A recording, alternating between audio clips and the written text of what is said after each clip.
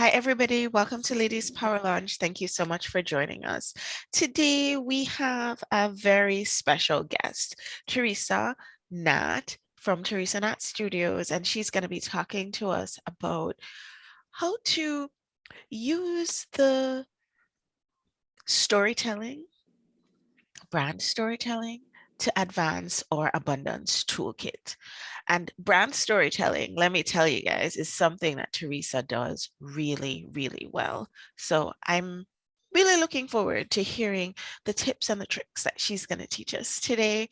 And I'm looking forward also to all of us really implementing these strategies. Look, guys, our friends from Ladies Power Lunch have taken the time to come on the show and share their expertise with us, but it really, at the end of the day, ends up being a decision that we make whether we want to implement these strategies in our businesses to grow. So I invite you, really, really do tune in, really, really do pay attention, and really, really do implement. And that way we can have an amazing second quarter and, of course, an amazing year in business.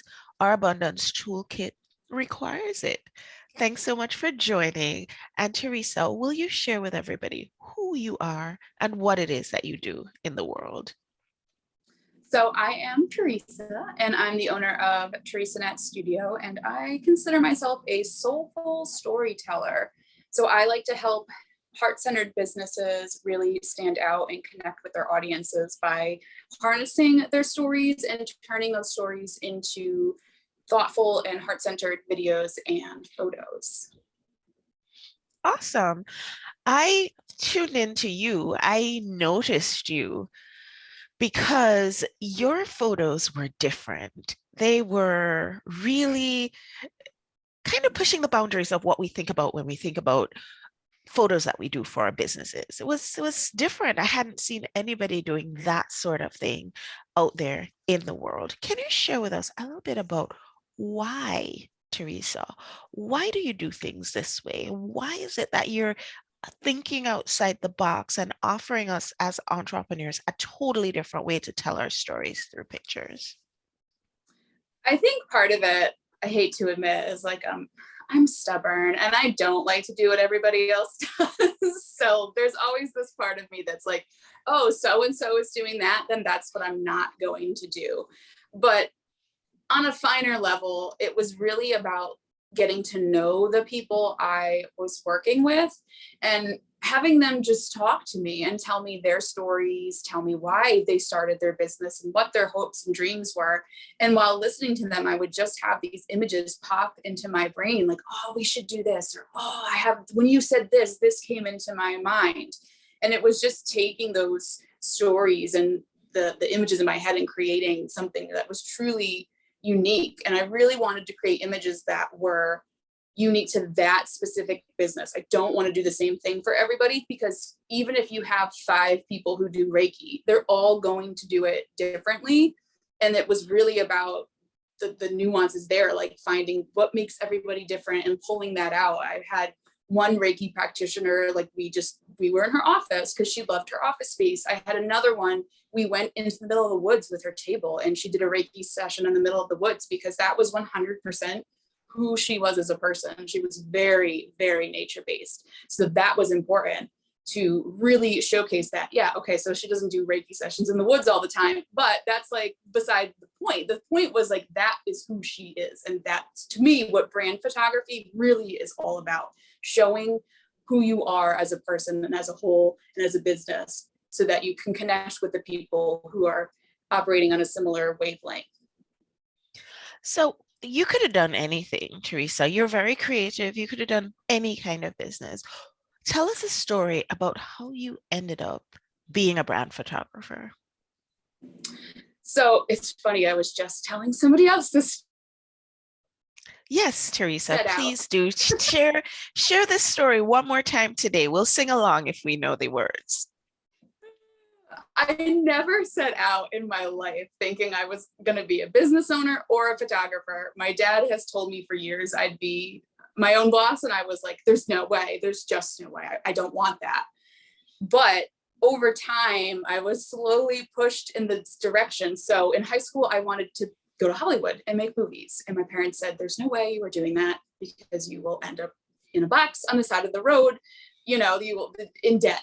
And like, as an adult, I see where they're coming from. And I'm grateful that they kind of steered me in a different direction. But for a long time, I was directionless. And I ended up getting a job working for a portrait photographer. And that's where I learned my skills. And when I went off on my own, I started out in weddings and families and realized I don't like working. It's just not me. That's not who I am. I loved doing the businesses because it really was just a level of creativity that family portraits just didn't lend itself to, or weddings. Your weddings, it's more photojournalistic. You're just capturing the day. But brand photography, you could just really get creative and do some funky stuff. And that is where like I love living. So you got a chance to, and I mean, obviously any kind of photography is going to be creative, but you got a chance to really infuse your personal piece, the piece that makes you different from every other kind of photographer out there. You got to infuse your art into this work that you're doing, and you got to infuse the idea of telling these stories in this way. I love that so much. Tell us a little bit about some of the things that happened that really pushed you away from going the route of the family photography or the wedding photography. Tell us about some not so great moments. Well, so as far as weddings go, I mean, weddings are about the most stressful day you will ever have as a photographer. It all rides on you because in the end, like everybody forgets everything else, but those pictures will last forever, or the lack of pictures will be forever like cemented in that bride's brain. So at one wedding, I had my camera stop working right during the ceremony, right as the kiss happened. So I did not capture the first kiss. Luckily, I had a second photographer with me who did capture that. But that was like an, oh my God, moment of just stress. And it was the worst feeling. So that was one of those moments that was like, I don't know if I want to do this. And then when it comes to families, like just the level of patience and energy you really need to be bringing. I admit I am not great with little children. I love working with older kids and teenagers. That's where I thrive. But like 2-year-olds and 3-year-olds, I don't have that skill set. Those are very hard. They're hard to work with. And you have to just bring an energy, and you can't be stressed because they will pick up on stress. They will. You have to, it's just so like, I would watch the photographer I worked with, because that's where she shined with working with families and small kids. And it was like, oh God, it was so exhausting watching her and just do family after family after family. I had so much respect for that because I just don't think I could ever do that. And I just don't have that skill set there at all. I also did babies for a long time. I did newborns, which is fun. Mm-hmm. But you need a lot of stuff to do a newborn. It takes a lot of time because you're kind of just working on their schedule. So if they don't want to sleep, if they're nap time, it's nap time. Like, if exactly. It's cry time, that's the time that it is. It's cry o'clock. Exactly. So I found the section I loved working with was seniors, high school seniors, and doing senior portraits, because that's where you got to be creative. It was all about showing who they were as people. And in a lot of ways, brand photography is very much the same. It's about being creative and showing who they are as people. So it kind of was just like a slow introduction into that realm of brand photography when I started doing like senior portraits, because it's very much similar mindset. Tell me something, Teresa, that many people don't know about you. Might be something I know about you, but that many people might be surprised to learn about you. All right, I'm gonna share 2 things. Okay. So the first thing is I have mad social anxiety, which is so counterintuitive to a photographer, because when you're a photographer, you have to be talking the whole time and directing, and like as someone with anxiety, that is a scary thing. So it's taken me years to kind of get over that, which isn't a journey all in itself. The other fun fact is I used to I volunteered at Mystic Aquarium, and I got to stick my hand in a beluga's mouth one time, which was cool. Give them Oh, tongue pat. you patted the tongue. That was something I didn't know about you. So that's awesome. Great to know. Awesome. I thought you were going to share with us about your love of sci-fi, which is something that we both Oh, share. I was pretty sure that I that was the almost, direction that that was going to go in, but that's fine. It's fine. For all of you who enjoy sci-fi, you can always have some conversation with me and Teresa because we enjoy having that kind of weird conversation, and it's fine. You're in the right place. And if you don't want to, we won't judge you too harshly. Tell me a little bit about, oh, so much, so cute. Tell me a little bit, Teresa, about some of the best photojournalistic activities that you've been able to do with entrepreneurs. Like, what's one photo shoot that you've done that it stays with you? It was just so amazing. the first one that comes to mind was Dee DeFada's. We did it Mhm. last year. And anybody who knows Dee knows she's like, positivity is her name. Like, that's her ball game. And when I showed up that day, we had a plan, and she told me, you know what, I'm just not feeling it. Can we do something else? And like in my brain, I'm like, I don't know. Like, I had planned for this. But in the end, that day turned out so amazing because it really was all about just going with the flow and going with what we could do. And I told her when I left that night, it was a unicorn day. Like, it was just such a magical, amazing day. I Mhm. still think about it. And especially when I look at the pictures, you could just see it on her face. Like, that was a day that was just pure, not planned at all. We just went with it, and it was pure magic what we were able to create. Beautiful. I love that. And we all who are members of Ladies Power Lounge have had the opportunity to be touched by Dee DeFada and her positivity. So I can just imagine how much fun it would have been to have a photo shoot with her. That sounds like a really, really fun day. Let's change gears a little bit. Let's talk a little bit about this abundance toolkit that we're putting together as a group, Ladies Power Lunch. We want to make sure, guys, that as we are doing the business that we're doing, as we're serving as a resource for the clients that we're serving, that we also in our businesses are resourced. Because, guys, I can promise you that no matter how amazing you are at what you do, the electric company is not going to keep your power going if you do not pay them. I'm just saying, unless you guys have figured out something else, it's not going to happen. So being resourced is important. Being appropriately compensated is important. And there's certain things that we can put in place to make sure that we are abundant in our business so that we're not spending time worrying about the finances.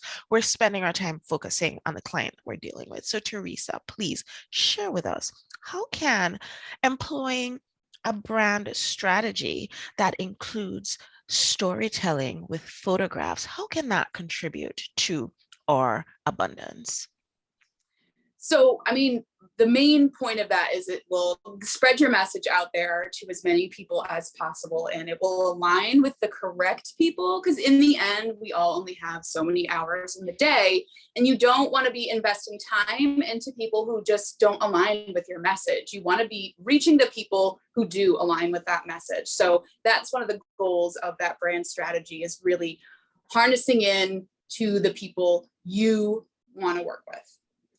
And having a strategy in place helps because you also, again, when it comes to the time factor, you have everything laid out, ready to go, and you're not wasting time. What should I post today? Oh no, now I need a photo of that. Oh, right now I gotta go take a picture of this or make a video of that. Like, all that's already done and it's ready to go, and you can on the things that you really want to be doing in your business. So it helps to streamline your focus, is what you're saying. It really does. And when it comes to the story part specifically, it's really all about connecting. I know, like, my goal in my business is never to sell somebody something, it's to make a connection with them. Never And to sell, that's really where make a connection. I love that. people, I mean, everybody hates being sold to, and it feels so icky, especially for most of us that are heart-centered businesses. We're not really natural salesmen.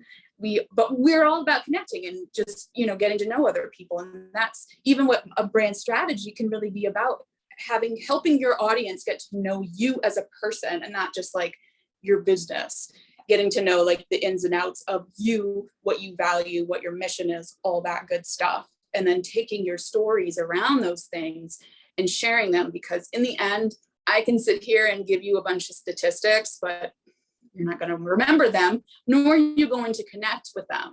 But me telling you a story about how I have, social anxiety, and it took me over a year to feel confident enough to work with people and guide them, that's more likely a story you're going to remember versus the facts of brand photography does X amount of whatever. Like, who cares? That doesn't matter, because, like, it's all about that story, because you can see me now as a person versus with facts and figures. I'm not part of the equation. I love that.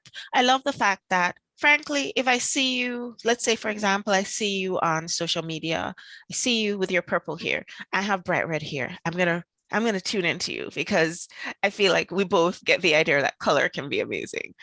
I see you on social media and you're pouring your cup of tea. I'm gonna be like, oh, I love tea too. And she has bright colored hair. I haven't even looked at your words yet of what you said, but already I'm tuning into you in a different way than I would have tuned into somebody else. And then I see you with your Funko Pop Futurama little figurine, and I'm like, okay, that's it. What does she do? I need to know more about this woman.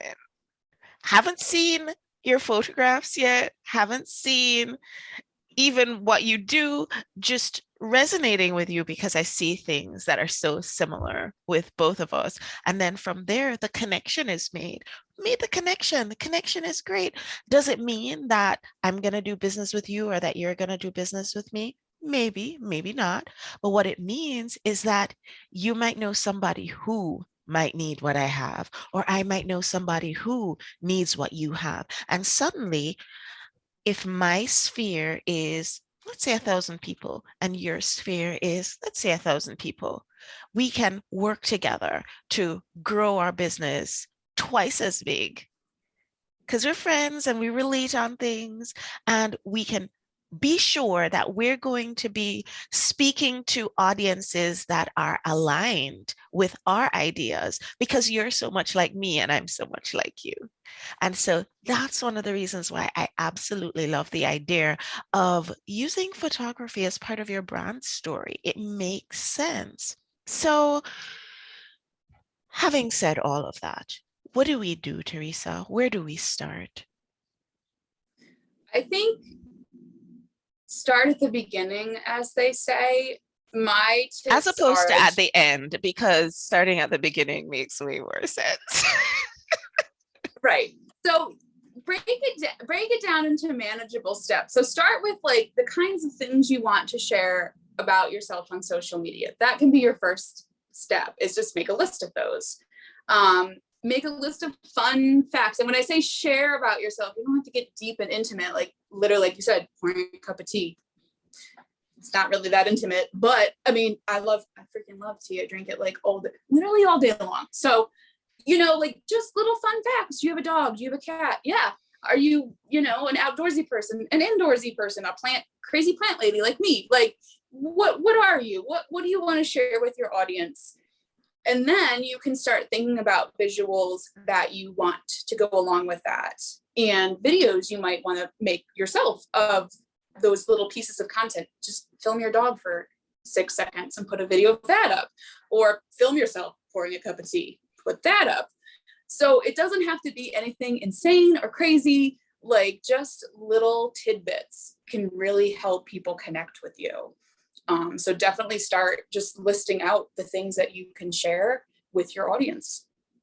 So you're saying, think about the things that make me me. Think about the things that are unique to me. Think about the things that are authentically me and how I would feel about sharing those sorts of things, and just list them out and then start doing little photos or videos around those things while posting about our business. Is that what you're suggesting? Yeah. So So yeah, of course you still want to be promoting aspects of your business, but I know like the 80-20 rule is a big part of it all. So 80% of your content should be more educational based or more about you. 20% is the selling of your business, your products, your services. So you really want to break that 80 down into, and it's valuable to be sharing tips and tricks. People love tips and tricks and, motivational quotes or whatever lights your fire up. But then you still really want a piece of that to be you, who you are, your story. Why did you start your business? Why are you doing this? What is your goals here? Who do you want to help? Share the stories of the people you have helped. That's super, even more powerful, really, to share their stories, because your audience is now hearing it from them versus hearing it from you.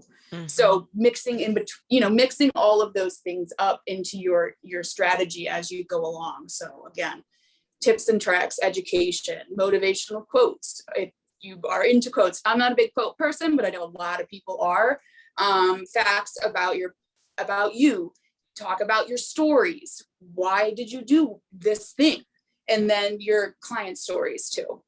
I love that. And yes, not everybody is all about quotes. And if you ask me to post quotes, I'll probably post some Star Wars quotes, which will not resonate with everyone. So let's not have me do that. But I see what you're saying. I see the direction that you're heading in this. So what are some of the do's and don'ts of telling your brand story?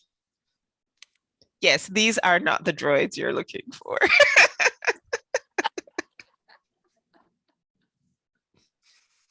Oh my God, now I'm thinking about Star Wars quotes in my head. Okay, so do's and don'ts. Don't get distracted by Star Wars, because that's happening right now. So, I always say, don't be negative. There's just so much negativity out there. You don't need to be complaining about things or telling negative stories. We really want to be uplifted and inspired. And so just keep it positive and upbeat. When you're sharing, and same with stories about you. Again, don't get too negative. I know bad things happen to us, and sometimes we need to talk about that because it is part of our story, but being able to show how it has helped or benefit or whatever it is fine. But again, just don't be going on there like talking crap about people or just spreading negativity, because that's just ugh. Also, don't just sell. I see some people, every post is just buy this thing. And it's like, I have no concept of who they are, because I don't even know what they look like or what they do, or like who they are as a person, if I'd want to work with them, because they have no content like that being posted. It's always just buy this. So don't be that person. Be the person who is putting out engaging content and connecting with people. And my last don't is don't post and ghost. I know a lot of us are guilty of that. Myself, I've been known to do that too. Post and ghost. It is social media, and you should be social on it and connect with other people. And again, genuine connection, finding people that you are inspired by their content or intrigued by their content, and reaching out and putting a comment there saying, oh, this is very interesting. You made, or this made my day, or I think this about what you posted, or whatever it is. And creating those genuine connections on social media. This is very important, because it will help not only grow your business, it will help your posts be seen, all that stuff. But again, you're widening your network, and there's never anything wrong with that. If you had to give us one last tip before you go, just one thing that you kind of wish everybody who was out there marketing their business knew about building abundance when it comes to their brand story, what would be that one message that you'd like, if we forgot everything except for, of course, the Star Wars references, what's the one thing you'd want us to take away? It's that you do need to be the face of your brand. You can't not be the face of your brand.